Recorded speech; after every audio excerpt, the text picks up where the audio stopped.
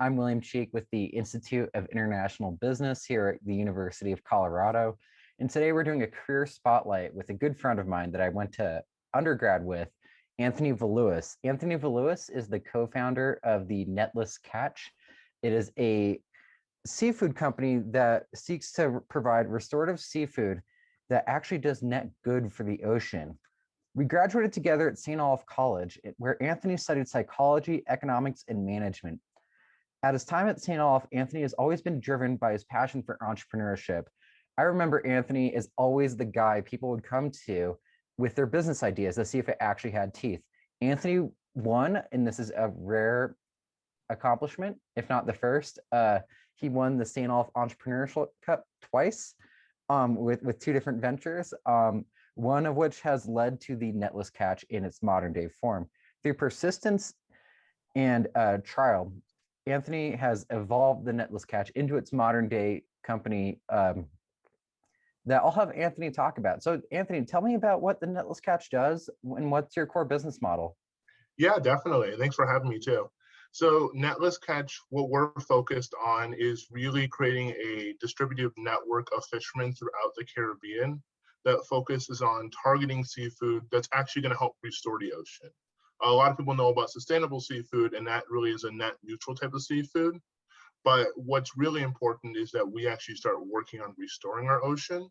And so our first product, Lionfish, is a great example of that, being a highly invasive species in the Caribbean that's killing off coral reefs and laying 2 million eggs per year. We can actually work with fishermen to target lionfish, which one, tastes good, but also by removing them, we're actually helping restoring the ocean as well. And I understand you are doing business primarily in Belize, is that correct? Yep. So tell me about why did you pick Belize? Are you intending on heading to other markets, and how did you wind up there? Yeah, I like to joke that we picked it because we want to get out of the cold in the winter. But really the reason that we picked it is because Belize is really ahead of its time when it comes to a focus on the blue economy and focusing on restoring the ocean. 30% of Belizean economy is focused on tourism, and that tourism cannot be successful without the beautiful oceans that Belize has. So they have to have that big focus on it. They were one of the first people to recognize lionfish as a major problem and actually have a lionfish management plan that's focused on the removal of lionfish. This is really a great place to start because one, the fishermen are well educated, they're on the problem. Two, the government is very open to working on solutions to this problem. And three is that we can actually provide a sustainable supply chain there that in certain parts of the Caribbean might be a lot more difficult to do. Other markets we're going into though too include areas like Trinidad and Tobago.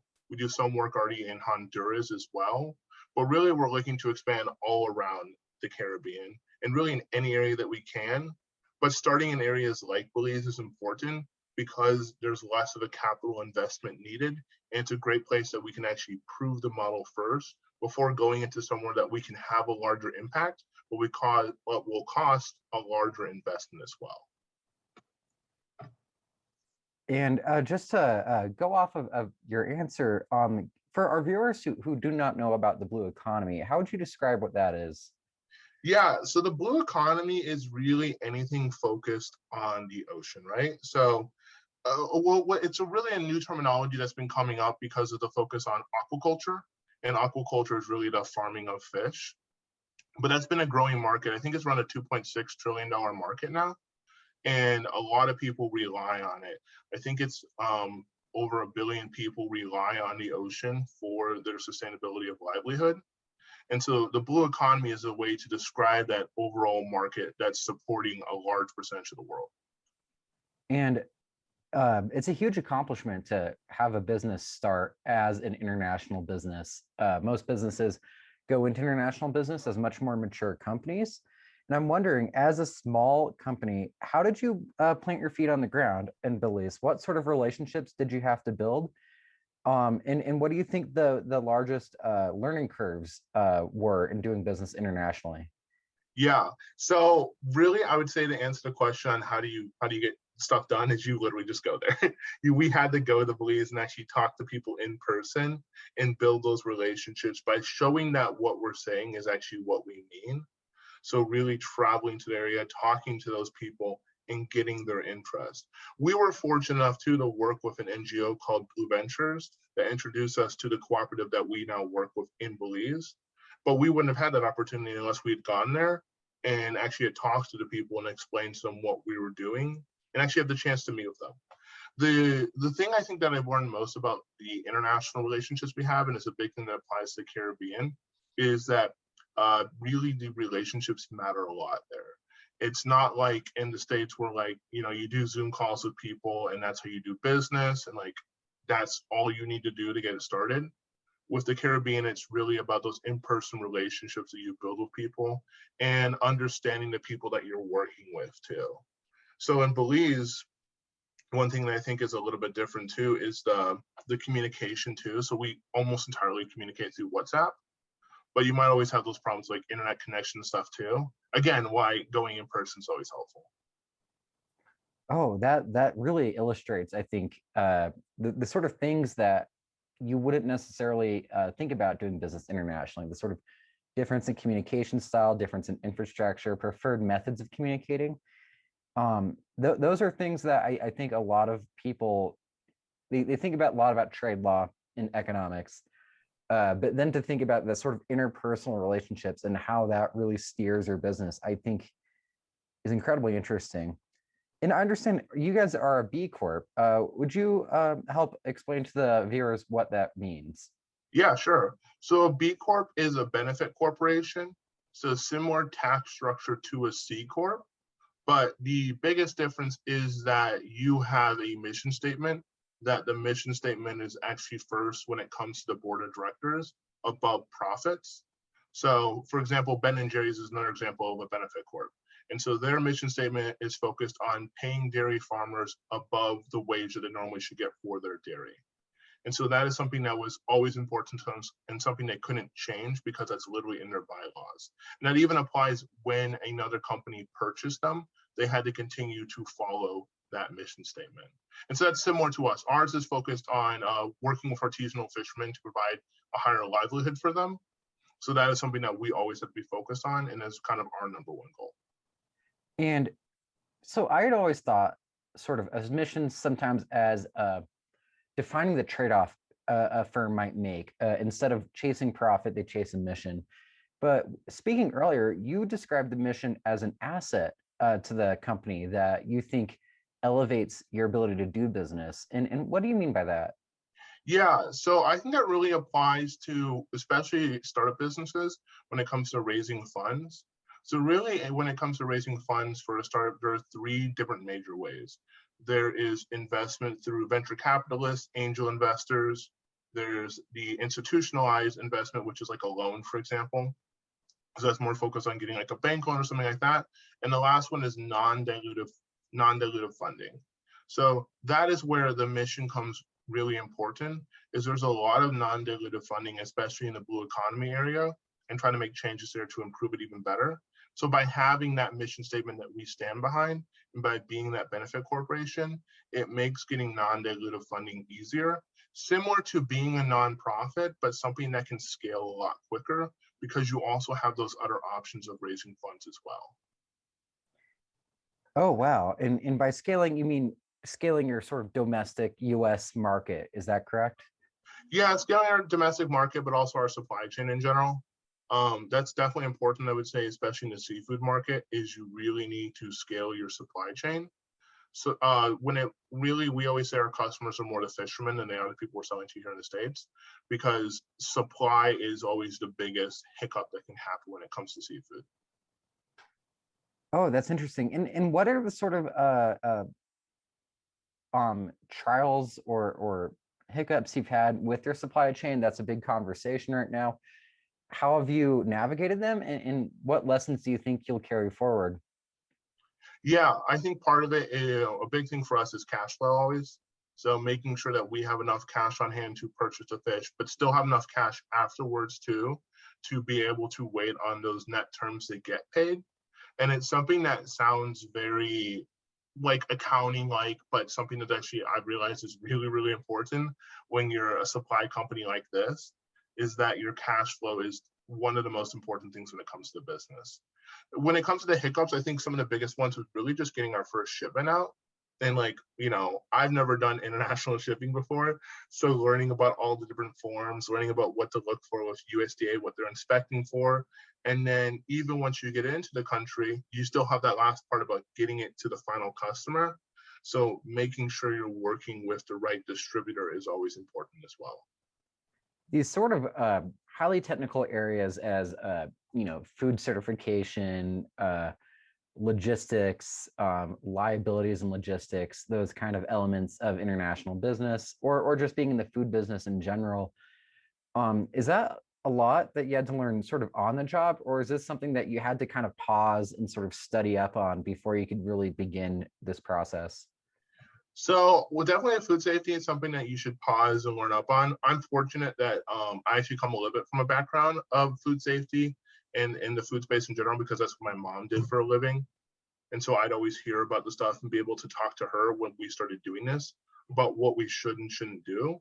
So that was helpful. But I definitely think normally I'd say like you should learn on a job, but when it comes to food safety, that's something you really shouldn't learn on the job. You need to have an understanding of that first, because if you mess up, you could be hurting people or causing even bigger issues that you can't come back from. Oh wow, and yeah, I remember Mrs. Valiulis. She worked at Tyson Foods. Is that correct? Oh, she worked at Broster, but they worked with Yeah. Tyson in the past. Okay, yeah, but in the food science business, that is Yeah, yeah. um. So I guess a lesson maybe for the viewer is think about who's in your network and think about how you can lean on expertise and how that gives you an advantage over perhaps other upstarts. And so the other question I have is lionfish. You are really focused on lionfish as a product category. I understand that lionfish, they're an invasive species, sort of in the tropical areas of Caribbean, and you're trying to promote lionfish as a food product in the US, which doesn't have a huge market for it. How are you going about promoting and evangelizing that product to people who don't know about lionfish? Yeah, so there's several ways. You're entirely right about there's not necessarily a market that's already been developed for lionfish. However, lionfish is very similar to snapper and grouper, which does have a very large market in the US already for. So when talking to customers, we always explain, hey, this is a lot like snapper, this is a lot like grouper, very similar taste, but a better price point and better margins for you as a customer. But I think another part of the model that we're trying to apply more to is showing to these customers that they can trust us first with more of the standardized type of products that are used in the seafood market that are still sourced sustainably. So for example, sourcing some snapper for them first, or looking at Spanish mackerel and giving those products to them first, let them try that, make sure they know that, okay, this is a company we can trust, they've given us good seafood in the past, and then talk to them about the new and innovative products that we're looking to do down the road. The other way, and the last one that we'll be doing down the road too, is creating CPG products or consumer packaged goods from lionfish. Now, this is important because from the consumer perspective, not just our buyer, like a restaurant or a wholesaler, but you as a consumer are more comfortable with something that's in that packaged good that you would see like in a whole food store, rather than seeing like a frozen whole lionfish, which might be a little bit intimidating for the average consumer. That's right. For those who'd like to see a lionfish, look at Anthony's background. As you can tell, it is a bit of an intimidating beast, and that's not the scale, right? No, they're pretty small actually. They get around like 6 ounces to a pound. Okay. And I think CPG products would be fascinating. Is that, I think, a big leap in your core competencies, or is that a sort of like natural next step? I would say it's probably a little bit easier than what we're currently doing in the long run. And the other thing is it provides more economic benefit to people in Belize and the other Caribbean countries, because you're also looking at sourcing those other ingredients from the area as well, right? So it's almost like a trickle down effect of lionfish, where not only are you benefiting the economy in Belize through the purchasing of lionfish, but also by using different things that can provide, such as coconut rice, which is something that you don't normally see here in the States, or other types of products that you might be able to get from Belize that can help grow that economy there too.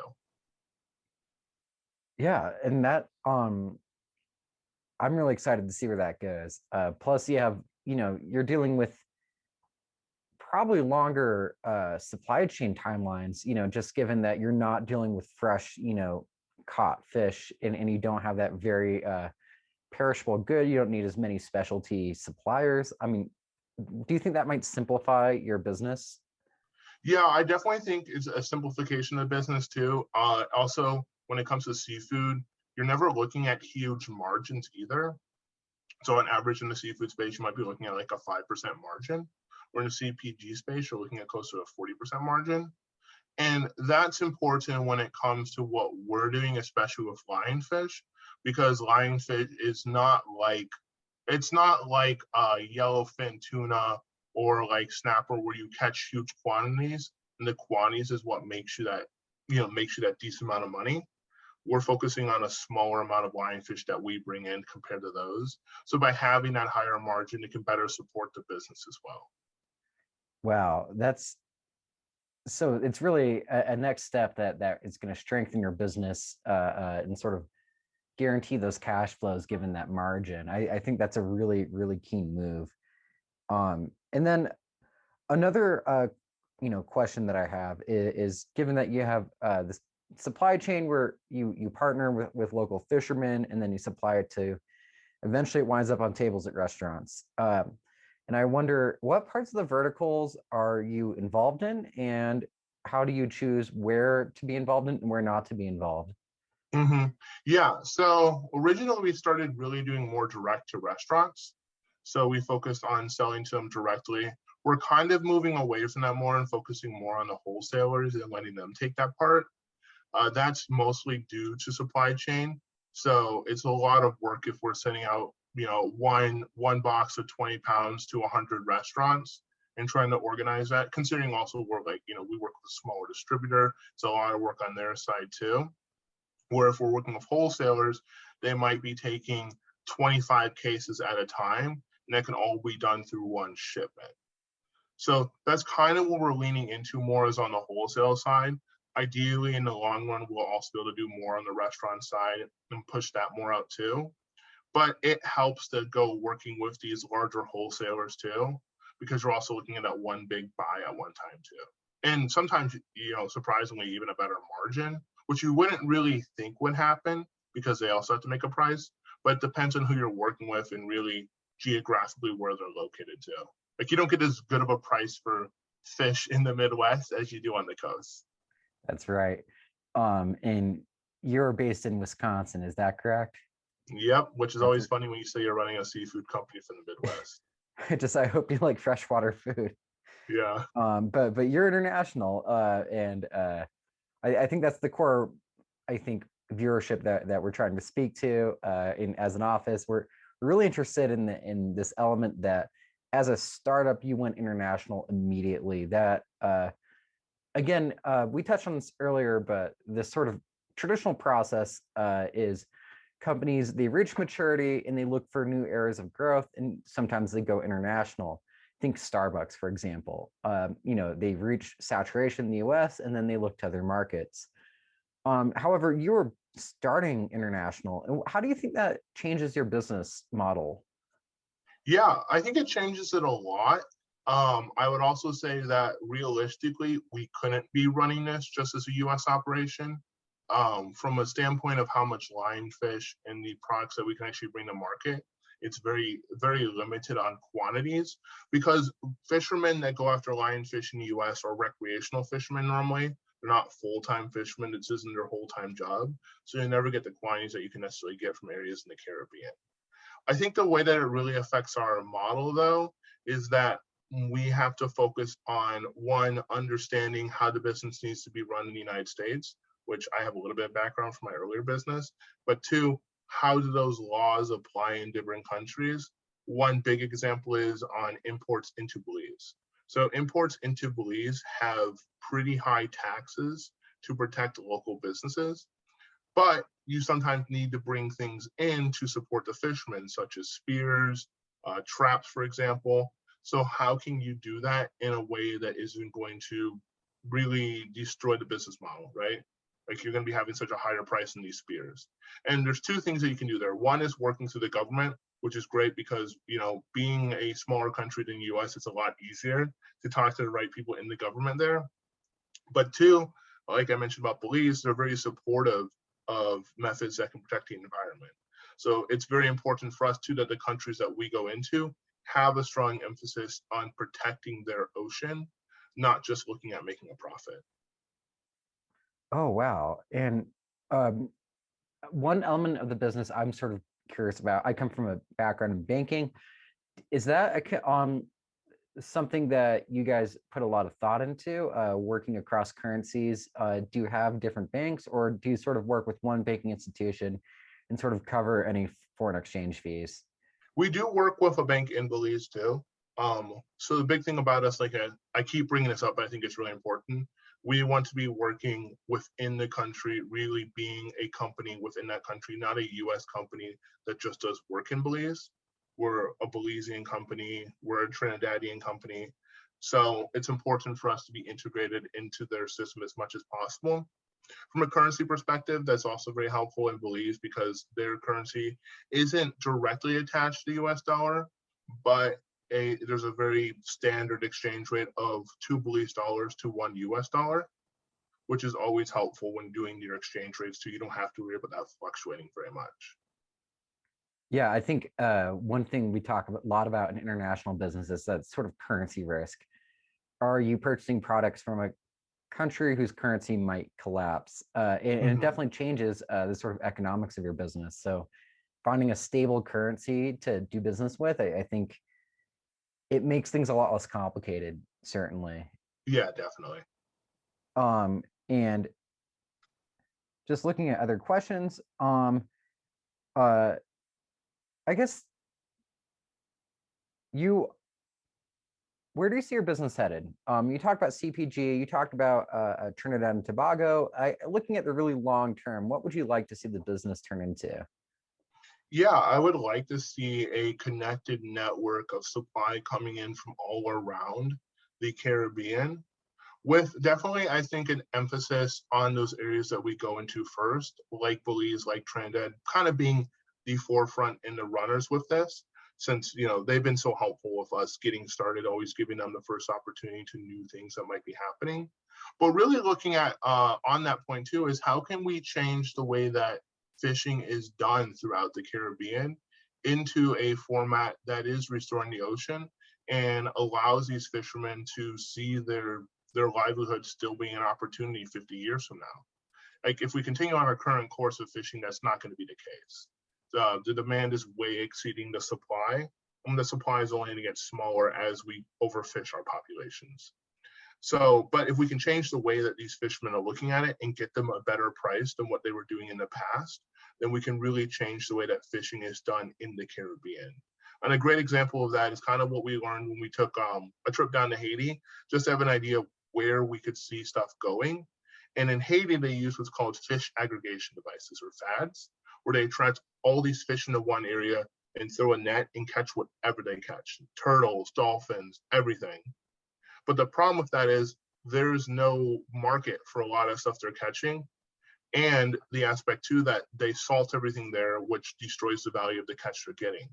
But what if you could transform these fishermen to do more what's being done throughout the Caribbean, focusing on that higher value fish that's already underfished as is? So if we can create a market where we can create a balance of that, then we can transform the way that these fishermen are fishing and protect our oceans at the same time.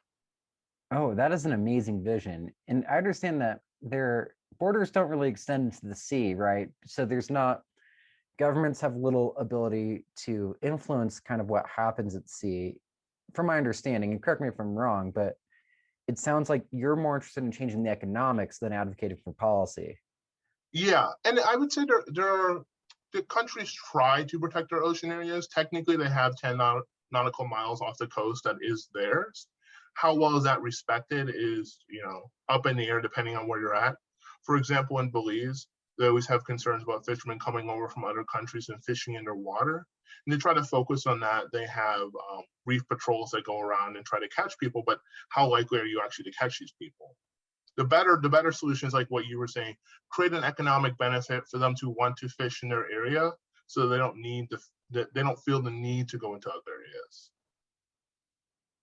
That's such an incredible vision, and it really warms me to see you so tethered to your mission, and so driven by that, as opposed to sort of having more malleable opportunity seeking.